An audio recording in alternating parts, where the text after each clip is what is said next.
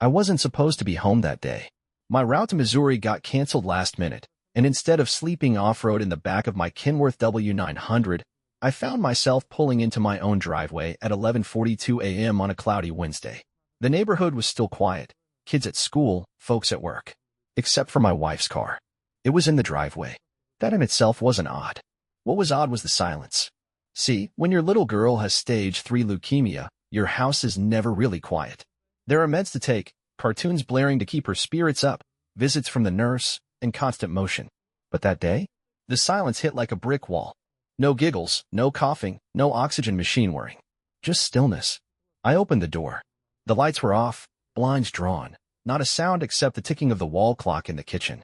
I moved slowly, quietly. The living room was empty. So was the kitchen. I passed down the hallway toward our bedroom, and that's when I heard it. A voice. Low, male, and not mine. I froze. Then came her voice, my wife, Gina. Laughing, breathless. And then I heard our daughter's name. You're so good to her, she whispered. So much better than him. That was the moment my life shifted. Not with a bang. Not with a scream. Just with that quiet betrayal leaking through the drywall. And from the sound of it, they were in our bed. I should probably back up. You need to understand how the hell a man like me ends up walking in on his wife with our daughter's oncologist. Yeah, you heard that right. The man we trusted to help save our kid's life. The one who looked me in the eye while discussing chemotherapy cycles. The same guy who shook my hand like a brother in every meeting. He was inside my wife. In our home. While our daughter fought for her life. But the truth is, looking back, there were signs. So many of them. I just didn't want to see. Gina and I met when I was hauling freight up through Michigan. She was working at a diner near Grand Rapids. Dark hair, green eyes, the kind of smile that made a man think she was all sugar. I fell for her fast and hard. Within a year we were married. 2 years after that, Ellie was born. I loved being a dad. Even with the miles, even with the nights spent parked at truck stops eating gas station burritos, I made sure I was always home for the big moments. First birthday. First steps. First words. Then came the bruises. Ellie was 5 when we noticed them. Big purple splotches up her arms and legs. At first, we thought it was nothing. Maybe she'd bumped herself playing. But then the fever came. And the bleeding nose. And one ER trip later, our world crashed in. Leukemia. Acute lymphoblastic. Aggressive. We cried together. Slept in hospital chairs. Gina quit her time job to be by Ellie's side. I upped my routes, drove through the nights, desperate to make enough to cover what insurance didn't. And in the middle of that storm came Dr. Landon Hart. He was everything I wasn't. Clean cut, white coat, calm voice. He had that polished calm that made people trust him. And he knew how to talk to Gina.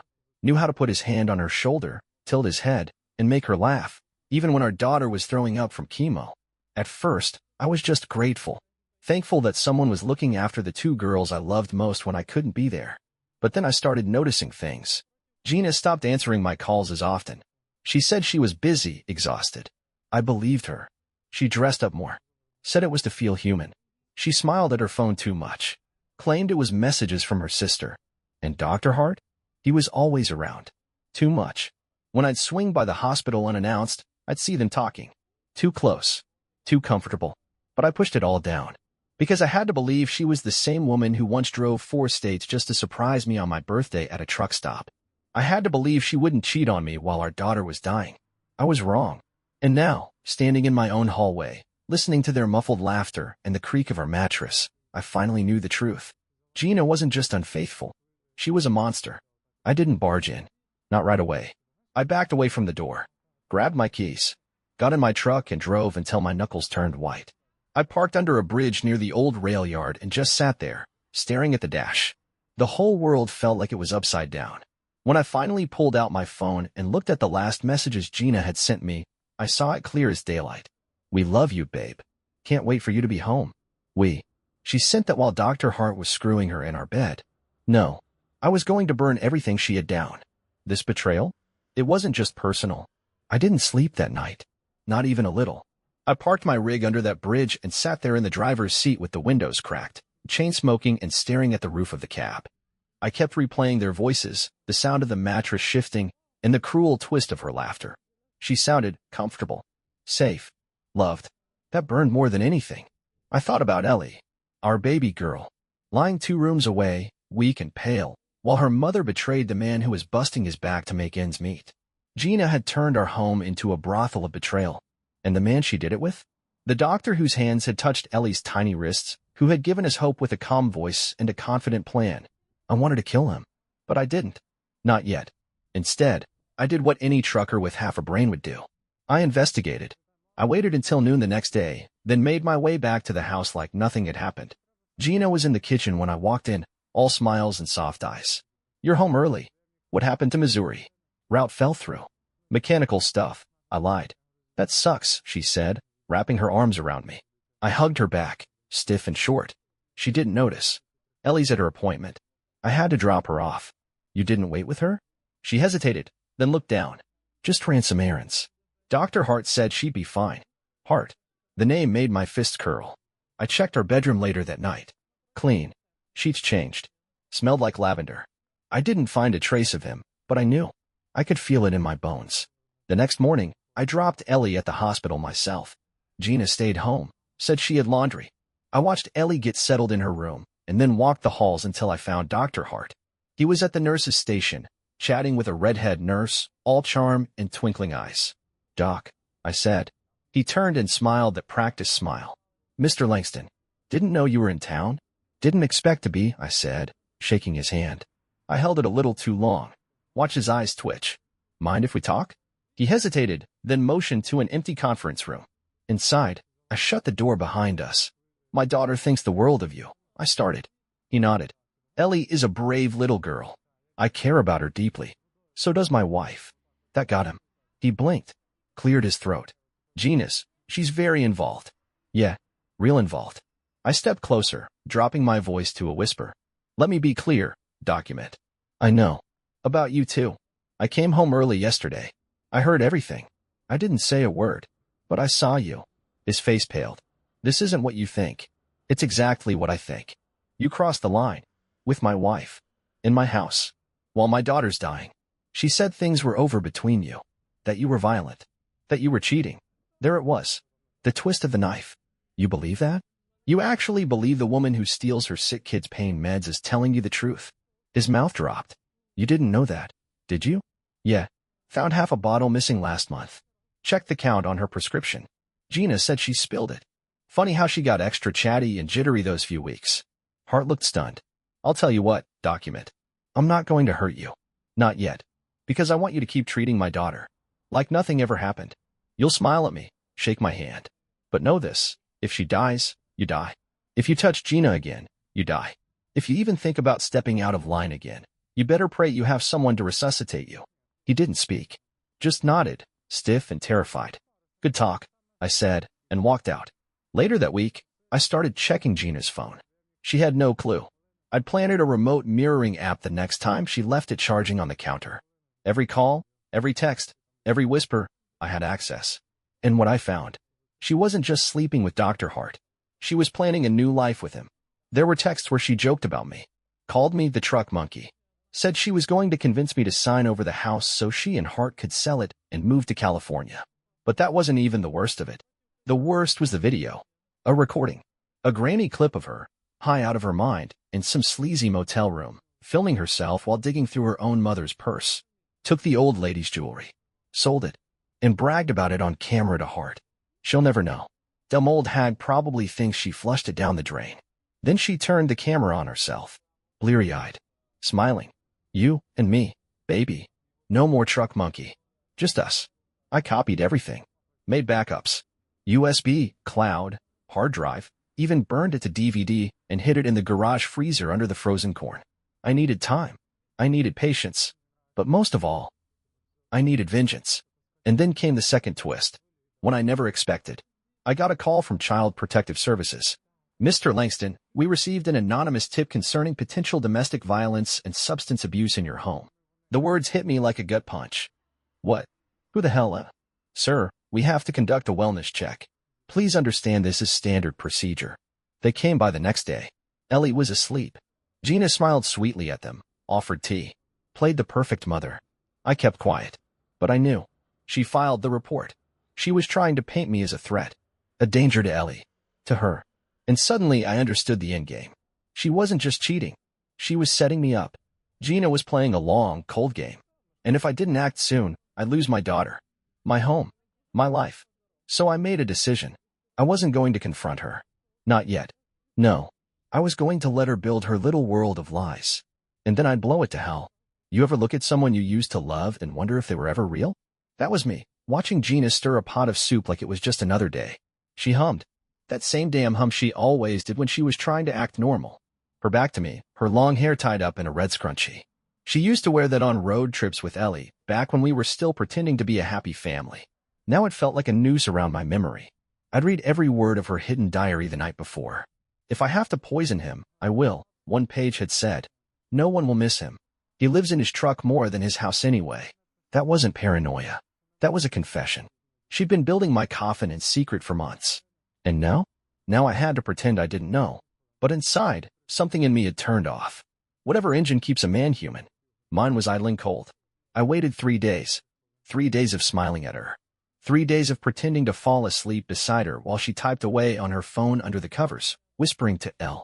3 days of filming, recording every little thing she did. Her routines. Her behavior. Her pills. Because I wasn't going to confront her with words. I was going to trap her. First, I went to my lawyer. Told him I was getting evidence of child endangerment, substance abuse, and infidelity. Told him I had recordings, texts, and a diary. He didn't blink. Said he'd seen worse. But when I played the audio of her laughing with Dr. Hart while Ellie slept in the next room, his jaw tightened. I'll have emergency custody paperwork ready, he said. Next, I called an old friend from the Marines, Daryl. Daryl knew things. The kind of man who could plant hidden cameras without tripping a wire. Within 2 days, we had every inch of the house wired.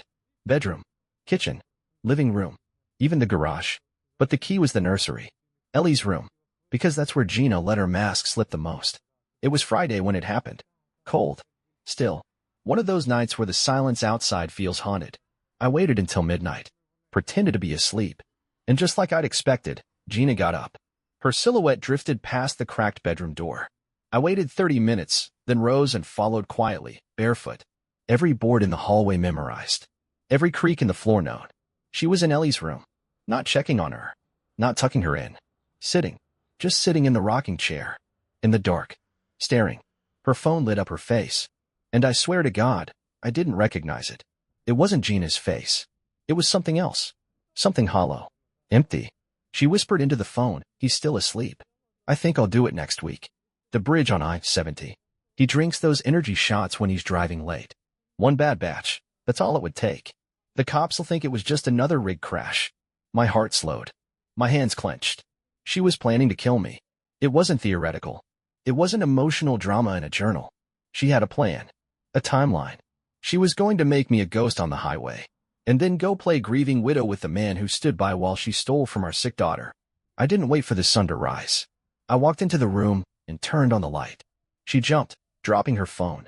Her face morphed from predator to damsel in milliseconds. Jesus, you scared me. I walked across the room and picked up the phone. Read the message still on the screen. Then I looked her in the eyes. You really think it'd be that easy? What are you talking about? She said, laughing nervously. You're acting crazy. That word. Crazy. That's what manipulators use when they're caught. I reached into my pocket and pulled out a flash drive. Everything's on here. Your messages. Your motel videos. Your voice saying I should crash and burn. Her face drained. I don't know what it. Stop, I said. You've lied enough. You're done lying. I'll tell them you hit me, she snapped, dropping the mask. You think a jury's going to believe a trucker over a mother? I'll make sure you never see Ellie again. I'll tell them you're unstable. Violent. They'll put you away. There it was. Her real face. Cold. Ruthless. But I wasn't afraid. You forget something, I said calmly, pulling a second flash drive from my jacket. I recorded this too. Her mouth twitched. Everything. From the moment you sat down. Every word. Every threat. She leapt up from the chair. Give it to me. I stepped back. You know what I did today? I said. I filed for emergency custody. And I played the audio of you threatening to kill me. To your mother. To CPS. To the lawyer.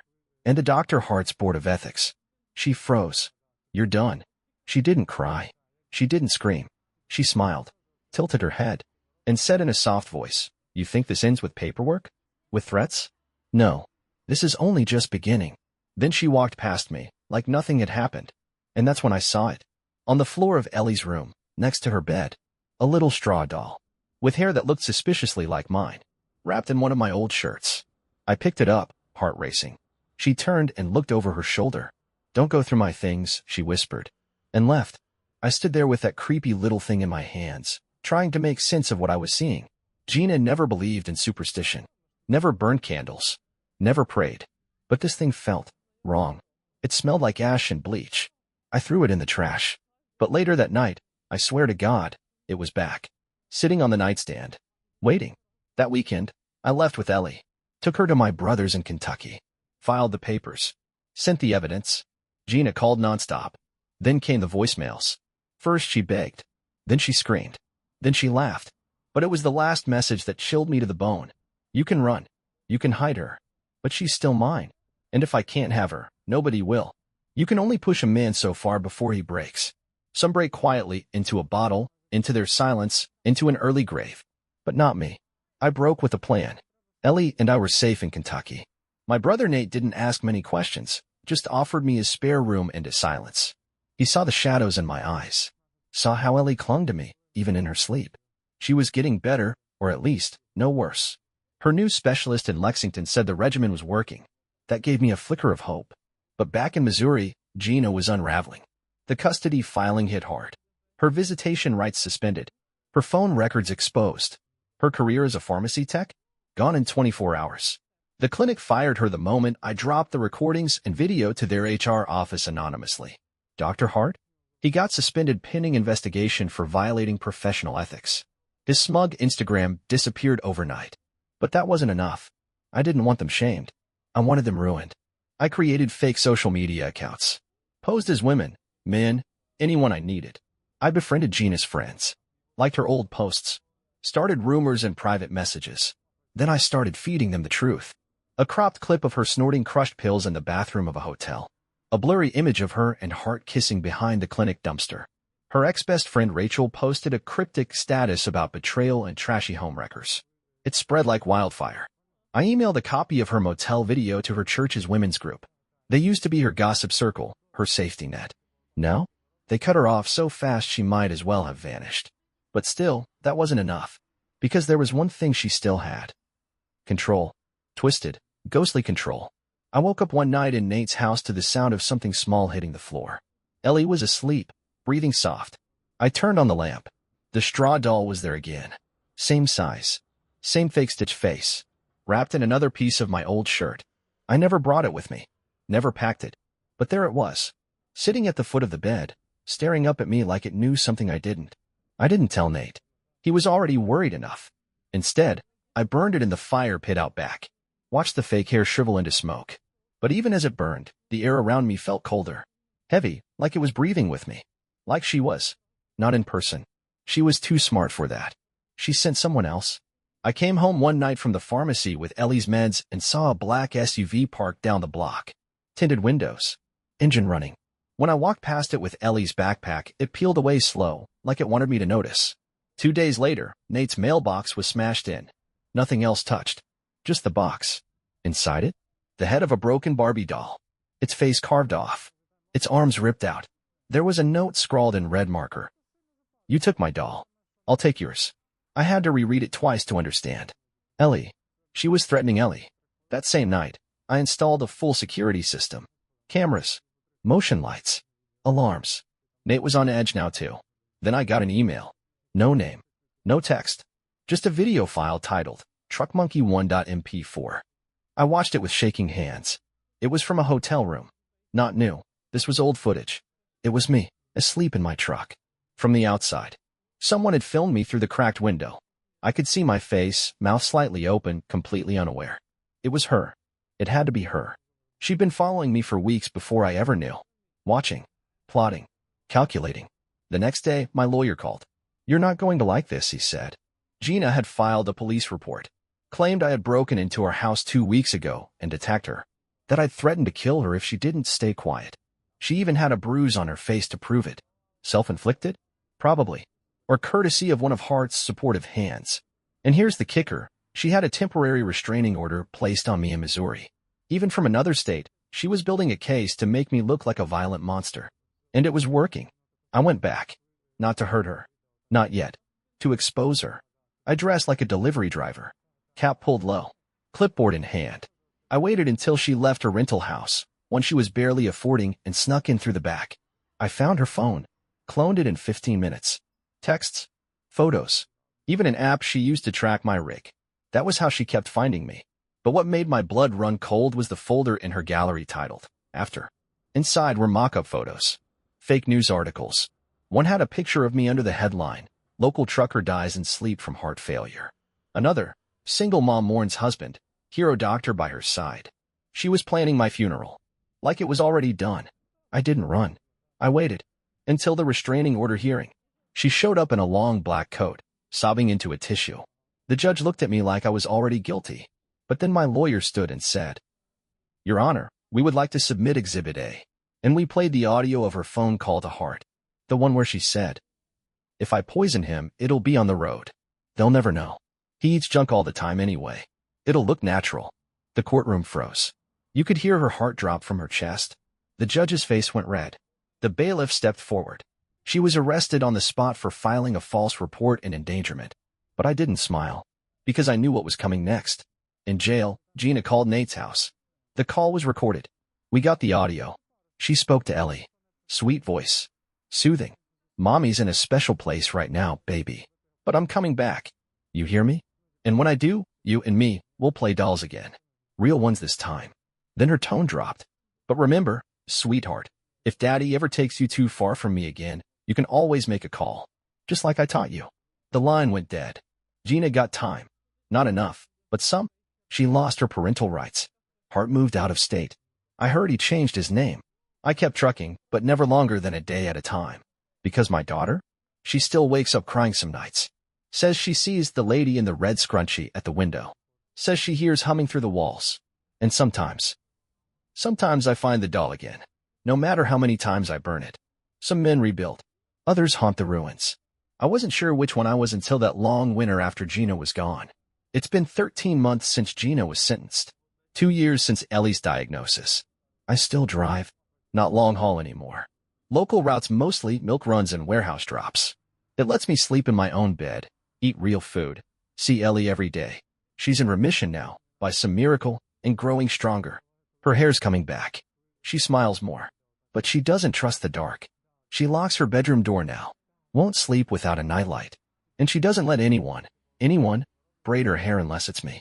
Because Mommy used to pull too hard when she was mad. Kids remember more than we think. It was an old farmhouse out past the grain silos. Wooden floorboards, slanted roof, a wind chime on the porch that never stopped singing no matter how still the air was. Rent was cheap because the last tenants left in a hurry. Domestic issues, the landlord said with a shrug. Perfect. Ellie liked the apple tree in the backyard. She said it felt quiet. Not silent. Quiet. Like the house was sleeping. I asked her what that meant once. She looked up at me and whispered, "Because no one screams here." I started therapy. Not because I wanted to talk about my feelings, but because I needed to understand how close I came to becoming someone I'd never recognize. The rage I'd felt in those final weeks? It wasn't normal. It was something older. More primal. Something that whispered to me on long roads and at red lights. Just end it all. No one would blame you. But I didn't. Instead, I planted a garden. Tomatoes. Peppers. Snap beans. It gave me something to watch grow besides fear. Ellie liked helping. We named the tomato plants after Disney characters. Mulan grew faster than the rest. In late spring, a letter arrived. No return address. Inside was a photo of Gina. She was standing behind a fence. Gray jumpsuit. Pale face. Smiling. Scrawled on the back in her handwriting. "You always said I looked good in red." There was no stamp. No postmark. Someone hand-delivered it. I had security cameras on the porch. But that night, they glitched for 6 minutes. Exactly long enough. 3 weeks later, Nate didn't answer his phone. I drove to his place. Empty. No forced entry. No struggle. Just his wallet on the table, dog still in the backyard, howling like it had seen something no animal should see. On his fridge was a note. 2 words. Truck monkey. Police think you took off. I know better. I know her reach. Even from behind bars. Even from hell, if that's where she is. It started small. One day, she came inside holding a second popsicle. "Who's that for?" I asked. "Her," she said. The girl in the tree. I figured it was pretend. Kid stuff. Until I checked the tree. Another stick was already there. Melted purple stain beneath it. A week later, I found a drawing in Ellie's room. 2 girls. One was Ellie. The other had a red scrunchie. I installed more cameras. Floodlights. Got a guard dog. Joined a neighborhood watch group. The sheriff told me to ease up and to stop living in the past. Easy for him to say. He didn't find a doll nailed to his front door at 2:43 a.m. No note. Just hair, Ellie's this time, braided around the neck. We moved again. This time out of state. New names. New town. But you can't run from rot. It grows inside. I stopped checking the rear view as much. Started dating again. A woman named Tess. Widow. Works at the diner where I pick up early morning coffee. She makes Ellie laugh, so I let my walls drop. A little. I told her the truth one night. Not all of it, but enough. She didn't flinch. Said her ex put her through hell too. She had scars. Inside and out. We understood each other. I came home late one night from a route. The house was lit up. Red and orange, screaming against the night sky. Fire trucks. Neighbors. Ellie safe on the lawn, wrapped in a blanket. Tess was unconscious on a stretcher. Someone had broken in. Started it from the nursery. Left a message burned into the grass out back. You can't kill what loves you. I spent 3 nights in the hospital. Watching Ellie sleep. Watching Tess breathe through a ventilator. Listening to the beeping and buzzing and remembering Gina's humming in the kitchen. Back before everything turned to ash. I had a choice. Run again. Or end it. I drove to the prison. Said I was there for forgiveness. They let me in. Gina sat across from me, older now. Hair cropped short. Eyes cold as ever. You look tired, she said, smiling. I brought you something, I replied. And I did. A copy of her own diary. The full version. I handed it to the guard. Check page 42, I told him.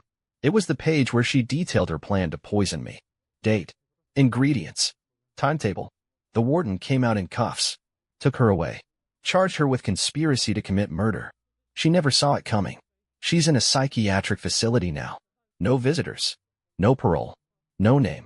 They call her Jane Doe. She's not even Gina anymore.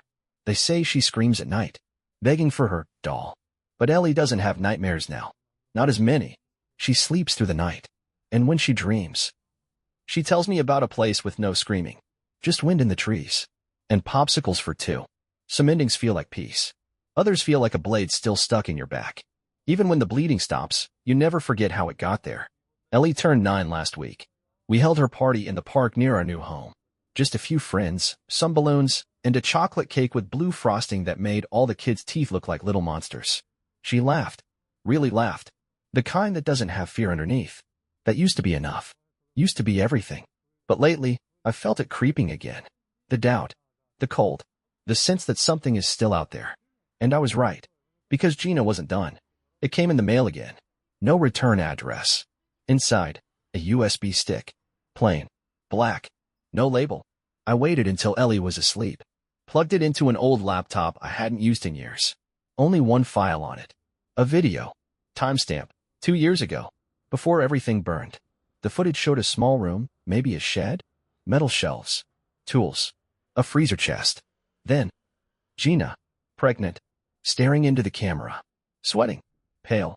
Eyes sunken. She spoke softly. Her voice cracked, but the words were sharp. If you're seeing this, it means I lost. Or maybe I gave up. But I want the truth to come out anyway. Because I never lied about everything. Not everything.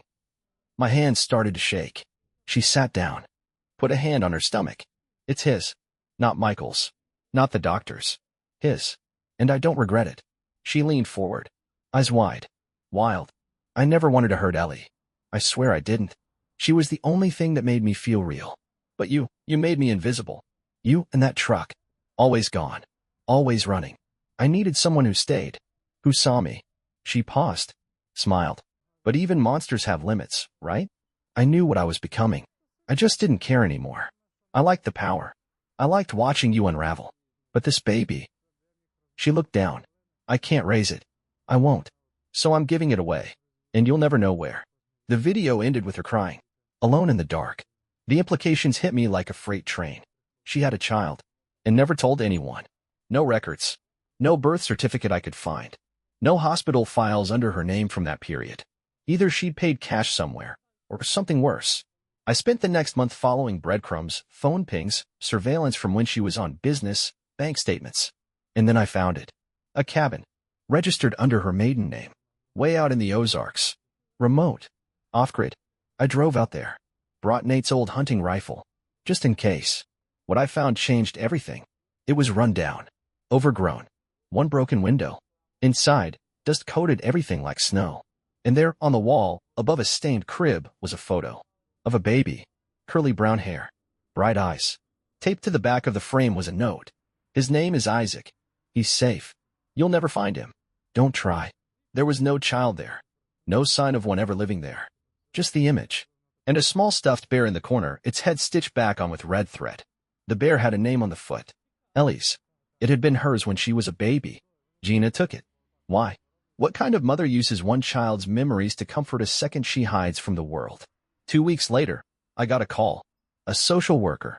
She said they had a boy in a group home in Kansas who matched some of Gina's genetic markers. There was suspicion of falsified birth records. He'd been dropped off at a fire station 18 months ago. No ID. No name. Just a post-it note that said, "Love him." I couldn't. DNA tests were pending, but she said she wanted to give me a heads up. Are you listed as a possible paternal match? I asked. She paused, and then said, No, but your brother Nate is. I thought back to Gina's letter. Her photo in the jumpsuit. You always said I looked good in red. She wasn't talking to me. She was talking to Nate. They'd been lovers. Somewhere during those years I was on the road, she'd been in his bed. My own brother. The man I trusted to protect my daughter. The one who disappeared. What if he hadn't disappeared? What if she took him? Or worse, what if he went willingly? I brought everything to the authorities. The video. The photo. The note. They reopened the search. The group home child, Isaac, was healthy. Reserved. Smart. Too smart. They ran a full test. Confirmed. Not mine. Nate's. He was legally untraceable. And Gina? She never mentioned the baby again. Back in the same place I started. Alone. With Ellie. And a house filled with memories that whisper when it rains. But there's a peace in truth. Even when it hurts. Even when it cuts deeper than betrayal. Because knowing everything? It makes you strong. It makes you sharp. It makes you ready. A week ago, she looked up from her cereal and asked, Daddy, did Mommy ever love me? I wanted to lie. I really did. But I said. She loved what you gave her. The way you made her feel. But real love stays. And I'll never leave you. She nodded. And smiled. That's all I needed. I received one more envelope last night. It was postmarked from the asylum. Inside, a photo of a woman in a straitjacket. On the back, in shaky handwriting. I'm not done yet. But I think she is. I think the world finally buried her. Because monsters only live when they're fed. And I stopped feeding mine. Most stories end when the villain is locked away, the child is safe, and the hero walks into the sunset, battered but victorious. But real life? It keeps going. And sometimes, the scariest part is figuring out what to do after the war is over. It's been over a year since Gina was institutionalized. 8 months since I learned about Isaac. 6 since I found out my brother may never be found. 3 since I buried the last letter from her, without even opening it. I live in a small town now. A quiet one. One gas station. One diner. A school with a real swing set out back. Ellie has a bike now. She rides in circles on the gravel drive and shouts my name whenever she does something brave, like let go of the handlebars for a few seconds. I sit on the porch and wave, pretending I'm not checking the tree line for shadows. But that part of me will never die. The part Gina built. You don't leave betrayal behind. It isn't something you walk away from. It's something you wear. It's the cautious pause before trusting anyone new. It's the nightmares you hide behind tired eyes. It's the voice you hear when someone you love is 5 minutes late, whispering, what if they lied too? But what you can do, what I learned the hard way, is choose what to build with the pieces. You can let the weight crush you. Or you can forge something sharper, smarter, more honest. If you're listening to this, reading this, living this, if you feel like you're going crazy because the person you trusted most has turned you inside out, let me tell you. You're not weak for loving her. You're not blind for believing her. And you're not broken for walking away. What breaks you is pretending it didn't matter. Because it does. It all matters. The lies. The manipulation. The silence. The whispers in the other room. The fake apologies. The gaslighting. The slow, daily erosion of your sense of reality. It takes pieces of you that you may never get back. But you can survive. You can protect your kids. You can find light again. You just have to stop waiting for an apology that will never come. You have to save yourself. You might be wondering if I still think about her. I do. Every day. But not in the way you think. I don't miss her. I don't hate her. I don't even fear her anymore. What I feel is cold. Like she was just a storm that passed through my life and left everything soaked in grief. A warning sign dressed as a woman. She wanted to be unforgettable. And she was. But not in the way she imagined. One evening, Ellie asked me to bury something with her. A box. Inside was the red scrunchie. She'd kept it. Said she found it behind the washing machine at the last house. She wanted it gone. So we walked into the woods behind our property, dug a small hole under the old cedar tree, placed the box inside. She looked at me and asked, "Do you think it'll grow into something better?" I said, "It already did." She smiled. And that was the real ending. Not vengeance. Not fire. Just a father and daughter, planting something new, in the soil where something evil used to live. If I could go back in time, I'd tell the man I was one thing. It's not your job to fix her broken soul. It's your job to keep yours from breaking in the process. So to every man, every woman, every person who has been shattered by betrayal, stand up, tell your truth, and remember, monsters can't survive sunlight. Let it in. Let it burn. Let it begin again.